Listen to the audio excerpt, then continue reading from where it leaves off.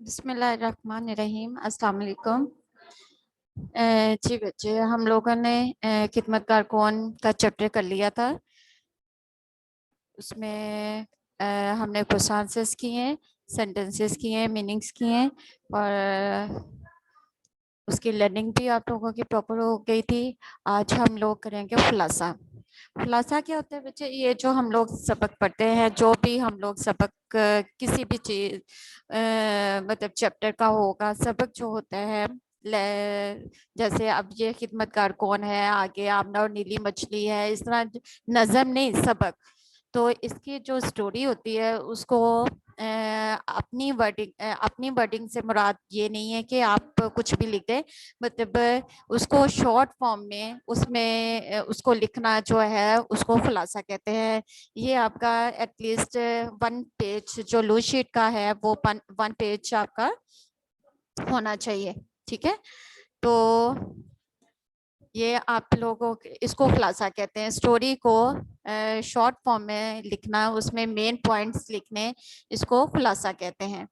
جیسے آج ہم لوگ ابھی خدمت کار کون کا کریں گے تو آپ کو آئیڈیا ہو جائے گا کہ ہم نے اس کو یہ کیا چیز ہوتی ہے اور کیسے اس کو لکھتے اور کرنا ہوتا ہے، ٹھیک ہے؟ سب سے پہلے سٹارٹ کرتے ہیں، ریڈنگ سٹارٹ کرتے ہیں اس کی۔ مدینہ منورہ میں ایک اندھی بڑھیا رہتی تھی، وہ بہت غریب تھی، اس کے گھر کی حالت بہت خراب تھی۔ اس کے گھر میں اس کے علاوہ کوئی نہ تھا، وہ اپنی حالت پر بہت روتی، مگر کوئی اس کی مدد کے لیے نہ آتا۔ ایک دن ایک نیک شخص کا وہاں سے گزر ہوا، اس نے جب بڑھیا کی حالت دیکھی تو اسے بہت دکھ ہوا۔ اس کا گھر کوڑا کرکٹ سے بھرا ہوا تھا، پانی کا گھڑا بھی خالی تھا۔ اس شخص نے بڑھیا کا گھر صاف کیا، گھڑے میں پانی ڈالا، بڑھیا کو کھانا کھلایا اور چلا گیا، ٹھیک ہے؟ یہ ہمارا ایک پیراگراف ہو گیا ہے۔ تو اس میں دیکھیں ہم نے بڑھیا کے بارے میں بتایا ہے کہ وہ کیسی تھی، اس کا گھر کیسا تھا، ٹھیک ہے؟ اور اس کے گھر کی کیا حالت تھی، یہ ہم نے اس کو بیان کیا ہے۔ نیکسٹ پیراگراف دیکھیں آپ لوگ۔ ایک دن حضرت عمر رضی اللہ عنہ کا وہاں سے گزر ہوا تو آپ رضی اللہ عنہ نے دیکھا کہ بڑھیا تو اندھی ہے مگر اس کا گھر صاف ہے۔ انہوں نے بڑھیا سے پوچھا کہ آپ کے گھر کی صفائی کون کرتا ہے؟ تو بڑھیا نے جواب دیا کہ ایک شخص رات کے اندھیرے میں آتا ہے، میرا گھر صاف کرتا ہے، مجھے کھانا کھلاتا ہے اور پھر چلا جاتا ہے۔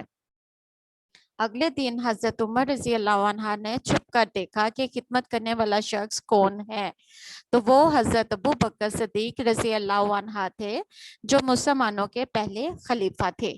انہوں نے دل میں سوچا کہ نیکی کے کاموں میں حضرت ابو بکر صدیق رضی اللہ عنہ سے آگے بڑھنا ناممکن ہے، اللہ تعالیٰ انہیں جزائے خیر دے، ٹھیک ہے؟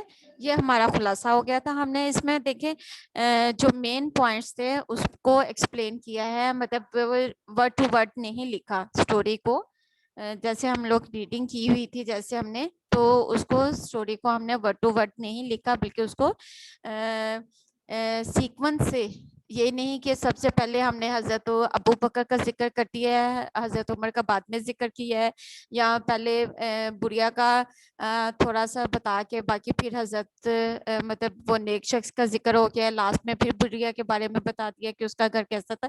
نہیں، ہم نے اس کو سیکوینس میں لکھنا ہوتا ہے لائنز کو، لیکن اس کو شارٹ فارم میں تھوڑا سا ایٹ لیسٹ آپ کا لوز شیٹ کا جو پیج ہے وہ آپ کا